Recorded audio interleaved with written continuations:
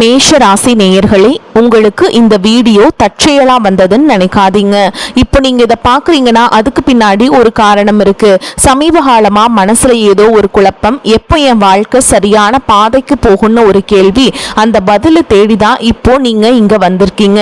நம்ம எல்லாரும் ஒரே மாதிரி இல்ல, ஒவ்வொருத்தருக்கும் ஒரு தனி பாதை இருக்குங்க. சில நேரம் அது நமக்கு கைக்கு எட்டாத மாதிரி தோணும், சில நேரம் நம்ம வாழ்க்கை நம்மளை சோதிக்குங்க. ஆனா அந்த நேரத்துல நம்மளை காப்பாத்தி வழி நடத்துற ஒரு சக்தி இருக்குது. அதுதான் நம்மளுடைய குலதெய்வம். பல தடவை கடைசி நிமிஷத்துல விஷயங்கள் சரியாக இருக்கலாம், அதுக்கெல்லாம் காரணம் சும்மா இல்லைங்க. அதுக்கு பின்னாடி குலதெய்வ அருள் தான் காரணமா இருக்குங்க. மேஷராசிக்காரர்களே, இந்த பலன்கள் உங்களுக்கு உண்மையிலேயே வேலை செய்யணும்னா இந்த நிமிஷத்துல ஒரு சின்ன விஷயம் செய்யுங்க. கமெண்ட் பாக்ஸ்ல உங்க குலதெய்வத்துடைய பெயரை எழுதுங்க. அதே மாதிரி நம்ம சேனலை இன்னும் சப்ஸ்கிரைப் பண்ணலனா மறக்காம சப்ஸ்கிரைப் பண்ணிக்கோங்க. வாங்க வீடியோக்குள்ள போலாம். அன்பான மேஷ ராசி நேயர்களே, செவ்வாயை ராசி அதிபதியாக கொண்டவங்க. சூரியன் உச்சமடையக்கூடிய ராசியாகவும் ஆண் ராசியாகவும் நீங்க இருக்கிறதால தைரியமும் துணிச்சலும் இயல்பாகவே அதிகமாயிருக்கும். நீதிக்கும் நேர்மைக்கும் கட்டுப்பட்டு நடப்பீங்க. கடவுளை முழுசா நம்பக்கூடியவங்களா இருப்பீங்க. எந்த ஒரு காரியமாக இருந்தாலும் அதுல உற்சாகமாக செயல்படக்கூடிய பழக்கம் கொண்டவங்களா இருப்பீங்க. தான் எவ்வளவுதான் படிச்சிருந்தாலும் தனக்கு மேல இருக்கிறவங்க கிட்டையும் பெரியவங்க கிட்டையும் கலந்து ஆலோசிக்காம எந்த ஒரு முடிவையும் எடுக்க மாட்டாங்க. அவங்க கிட்ட பழகிறவங்க 5 வயசுல இருந்தாலும் சரிங்க, 50 வயசுல இருந்தாலும் சரிங்க, எல்லாருடைய வார்த்தைகளுக்கும் மதிப்பு கொடுப்பாங்க. சுய மரியாதையை விரும்புறவங்க. தனக்கு கெட்டதையே செஞ்சாலும் எல்லாரையும் தாங்கி நிற்கக்கூடிய பூமி தாய் போல பொறுமைசாலிகளா இருப்பாங்க. தாயுள்ளம் கொண்டவங்களா இருப்பாங்க. அதிகாரத்தை காட்டியோ ஆழ்பலத்தை காட்டியோ இவங்களை அடக்கிட முடியாதுங்க.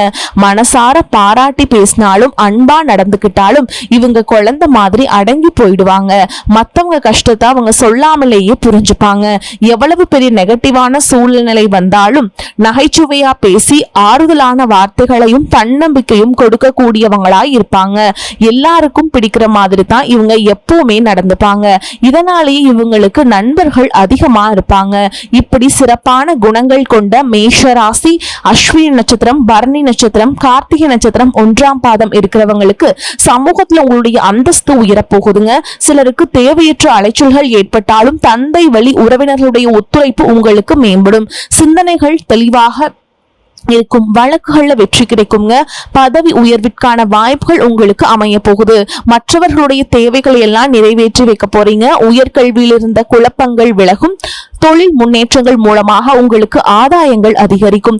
உடல் ஆரோக்கியத்தில் இருந்து வந்த பிரச்சனைகள் உங்களுக்கு படிப்படியாக குறைய போகுதுங்க. பண வரவு அதிகரிக்க போறதால உங்களுக்கு குடும்பத்திலையும் சரி தொழிலையும் சரி மகிழ்ச்சிகள் அதிகரிக்கும். இதுவரைக்கும் உங்களுடைய வாழ்க்கையில கடன் பிரச்சனைகள், நிதி நெருக்கடியால நிம்மதி இழந்து ரொம்பவே தவிச்சிட்டு இருந்திருப்பீங்க.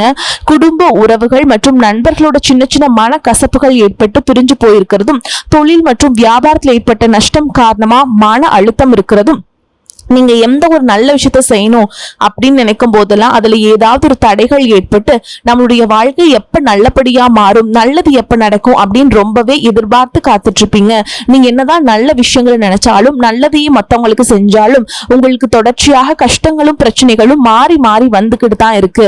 அதையெல்லாம் மறந்து தான் உண்டு தான் வேலை உண்டு அப்படின்னு இருந்தாலும் மனசுக்குள்ள ஏதோ ஒரு கவலை, ஏதோ ஒரு குழப்பம் உங்களை அதிகமா யோசிக்க வச்சுக்கிட்டு இருக்கு. யாராவது என்னுடைய குழப்பங்களுக்கு பதில் சொல்ல மாட்டாங்களா, நல்ல தீர்வு சொல்ல மாட்டாங்களா, கடைசிக்கு என்னுடைய கஷ்டங்களை காது கொடுத்து கேட்க மாட்டாங்களா, ஆறுதலா 4 நல்ல வார்த்தை பேசிட மாட்டாங்களா, என்ன உண்மையா நேசிக்க மாட்டாங்களா, எதிர்பார்ப்பு இல்லாம என்கிட்ட பழக மாட்டாங்களா அப்படின்னு தான் நீங்க ஆதங்கப்படுறீங்க. இப்படி நினைக்கக்கூடிய உங்ககிட்ட நான் சொல்லக்கூடிய ஒரே ஒரு விஷயம், உங்களுடைய வாழ்க்கையில உங்களுக்கு பிரச்சனைகள் இருக்கு, கஷ்டங்கள் வருது அப்படின்னா நீங்க நிறைய பாவங்கள் பண்ணிட்டீங்க அப்படின்னு அர்த்தம் இல்லைங்க. நீங்க தவறான நபர் அப்படின்னு அர்த்தம் இல்ல. இந்த வாழ்க்கை உங்களுக்கு சில பாடங்களை கத்து கொடுக்குது அப்படிங்கறத நீங்க உணர்ந்துக்க வேண்டிய காலம். சாதாரணமா எல்லாரும் சொல்லலாங்க, நல்லது செஞ்சா இங்க காலம் இல்ல அப்படின்னு நினைப்பாங்க. நம்ம நல்ல விஷயத்தை எப்ப செஞ்சாலும் அதற்கான பலன்கள் உடனே கிடைக்கலனாலும் அது கால தாமதமாக தான் கிடைக்கும் அப்படிங்கறத நீங்க புரிஞ்சுக்கணும். இப்ப வரைக்கும் நீங்க எப்படிப்பட்ட கஷ்டமான சூழல்ல இருந்தாலும் சரி, அதுவெல்லாம் நிரந்தரம் கிடையாது. உங்க வாழ்க்கை இன்னும் முடிஞ்சிடல அப்படிங்கறத நீங்க ஞாபகத்துல வச்சுக்கணும். இப்ப உங்க வாழ்க்கையில் இருக்கக்கூடிய கடன் பிரச்சனையோ, கணவன் மனைவி பிரிவோ, அல்லது காதல் தோல்வியோ, அல்லது வேலை இல்லாம கஷ்டப்படுறதோ, இது மாதிரி உங்க வாழ்க்கையில உங்களை சுத்தி நடக்கக்கூடிய எல்லா விஷயங்களும் உங்களை அழிக்கிறதுக்காக வரல, உங்களை மாற்றுறதுக்காக வந்திருக்கு. ஒரு புதுவிதமான வாழ்க்கையை எதிர்காலத்துல நீங்க வாழ போறீங்க.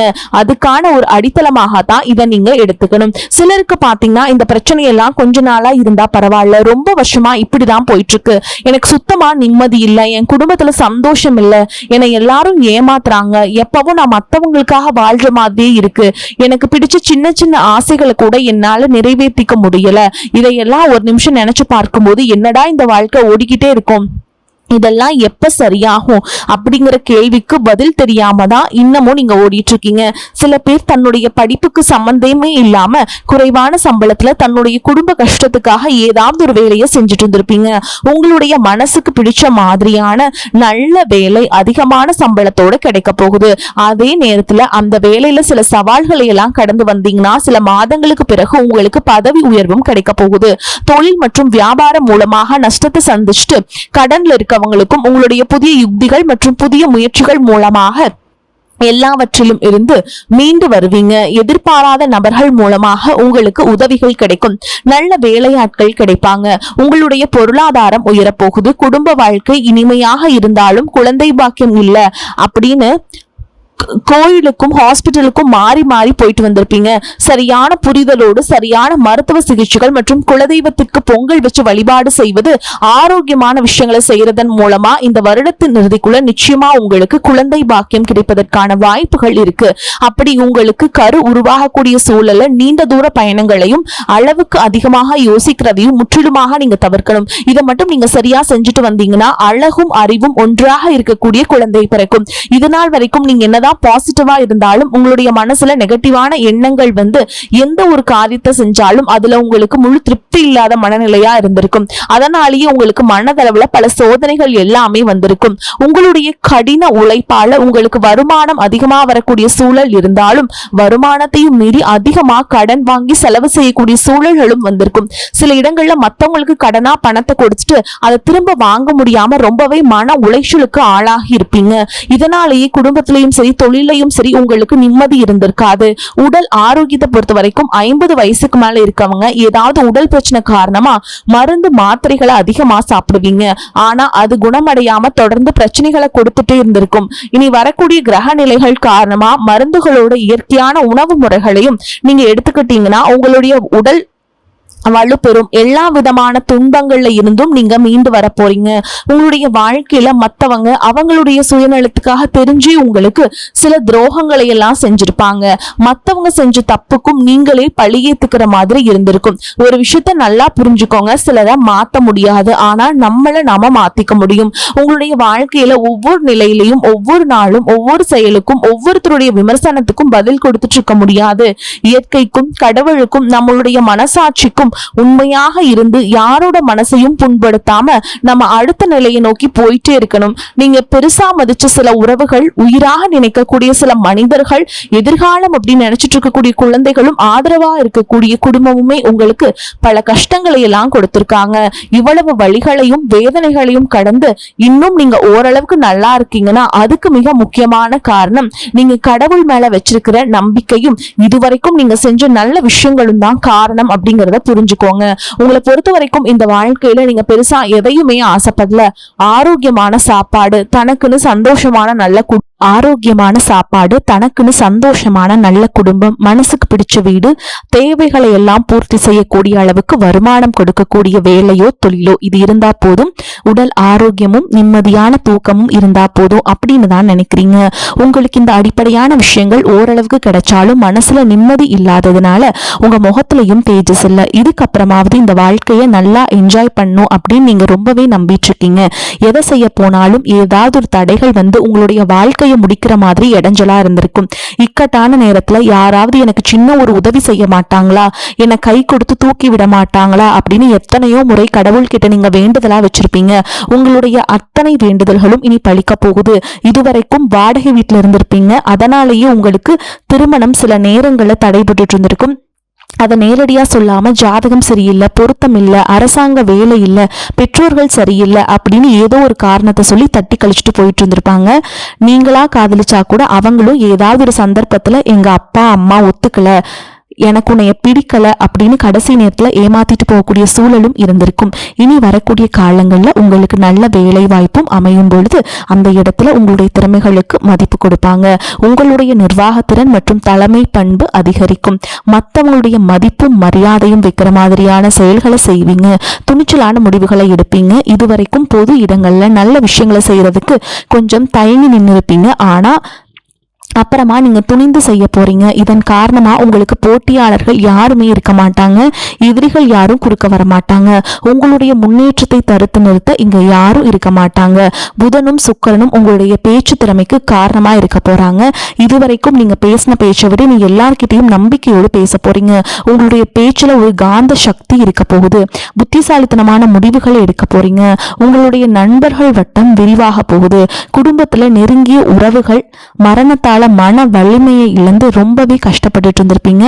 இதற்கு பிறகு மன வலிமையோடு எல்லா காரியங்களையுமே நீங்க செய்ய போறீங்க. குரு பெயர்ச்சிக்கு பிறகு உங்களுக்கு நல்ல வாழ்க்கை துணை அமைய போறாங்க. அதுவும் கை நிறைய சம்பளம் வாங்கக்கூடிய அழகான வாழ்க்கை துணை அமைவாங்க. உங்களுடைய 2 பேருடைய வருமானமும் உங்க குடும்ப பொருளாதார சூழலையும் உயர்த்த போகுது. திருமணம் முடிச்சதுக்கு அப்புறம் புதிதாக உங்களுக்கு சொந்த வீடு வாகனம் எல்லாமே சாத்தியமாகும். வெகு விரைவிலேயே நீங்க நினைச்ச மாதிரியான வாழ்க்கையை நீங்க வாழ போறீங்க. நீண்ட காலமாக உங்க குடும்பத்துல வாழ்க்கை துணையின் உறவுகள் மூலமாக நிறைய பிரச்சனைகள் எல்லாமே சந்திச்சுட்டு வந்துட்டு இருந்திருப்பீங்க. நீண்ட காலமாக உங்களுக்கு பிரச்சனைகளை கொடுத்து கொண்டு வந்த உங்களுடைய வாழ்க்கை துணையின் உறவுகள் உங்களை விட்டு விலகி இருக்க போறாங்க. அவங்க செஞ்ச பாவங்களுக்கும் மனசாட்சி இல்லாம நடந்துகிட்டதுக்கும் சரியான தண்டனை கிடைக்க போகுது. இதற்கு பிறகு குற்ற உணர்ச்சியால அவங்களே உங்ககிட்ட மன்னிப்பும் கேட்க போறாங்க. இந்த மாதிரி உங்க வாழ்க்கையில நல்ல விஷயங்கள் நடக்கும் பொழுது உங்களுடைய நல்ல பேரை கெடுக்கிறதுக்கும் உங்களை அவமானப்படுத்துறதுக்கும் சில மனிதர்கள் எந்த எல்லைக்கும் போய் தவறான விஷயங்களை செய்வாங்க. அதனால உங்களுக்கு அறிமுகம் இல்லாத ஆண்கள் மற்றும் பெண்கள் கிட்ட பேசும் பொழுதும் பழகும் பொழுதும் உங்களுடைய வார்த்தைகள்ல நீங்க கவனமா இருக்கணும். சனிக்கிழமைகள்ல சனி வழிபாடு செய்யறதும் பிரதோஷ நாட்கள்ல சிவனை வழிபாடு செய்யறதும் உங்களுக்கு சிறப்பான பலன்களை கொடுக்கும். இதுவரைக்கும் நீங்க எதையாவது வேண்டுதல் வச்சுட்டு நிறைவேற்றாம இருந்தீங்க அப்படின்னா அந்த வேண்டுதல்களை நிறைவேற்றுங்க. உங்க வாழ்க்கையில இனி எந்த விஷயத்துக்கும் தடைகள் அப்படிங்கிறது இருக்காது. எல்லாமே நல்லபடியாக அமையும். தன்னம்பிக்கை தைரியத்தோடவும் ஒவ்வொரு அடியையும் எடுத்து வைக்க போறீங்க. ஜெயிக்க போறீங்க. அதை யாராலும் தடுத்து நிறுத்த முடியாது. உங்களுக்கு நல்லதே நடக்கும். உங்களை பொறுத்த வரைக்கும் நீங்க செய்யக்கூடிய பரிகாரம் என்னன்னு பாத்தீங்கன்னா, நீங்க வாரந்தோறும் வரக்கூடிய செவ்வாய்க்கிழமைகள் தோறும் முருகப்பெருமானுக்கு செவ்வரளி மாலையிட்டு அர்ச்சனை செய்து வழிபாடு செஞ்சுட்டு வாங்க. கட்டாயமா உங்களுக்கு நல்லதே நடக்கும். வரக்கூடிய வாய்ப்புகளை தவற விட்டுறாதீங்க. ஏன்னா வாய்ப்புகள் ஒரு முறை தான் கதவை தட்டும். அதனால அதை கரெக்டா பயன்படுத்திக்கோங்க. வாழ்த்துக்கள். வாழ்க வளமோடு நலமோடு. நன்றி, வணக்கம்.